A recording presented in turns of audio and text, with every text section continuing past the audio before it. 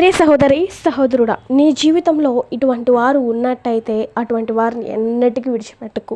ఎందుకంటే నీ కష్ట సమయంలో, నీ బాధ సమయంలో నీ చుట్టూ ఉన్నవారు, నీ పక్కింటి వారు, నీ పొరుగింటి వారు, నీ తల్లిదండ్రులే నిన్ను దుఃఖించేలా మాట్లాడినప్పుడు, నీ హృదయాన్ని గాయపెట్టేలా మాట్లాడినప్పుడు, నీ దూరపు చుట్టాలో లేక నిన్ను ప్రేమించేవారు, నీ ఆప్తమిత్రులు వచ్చి నీకు నేను తోడుగా ఉన్నానమ్మా, నువ్వేం బాధపడకు అని అన్నప్పుడు, వారు ఇచ్చే డబ్బు కన్నా కూడా వాళ్ళు ఇచ్చే మాట భరోసా హృదయానికి ఎంతో ఆనందంగా ఉంటుంది.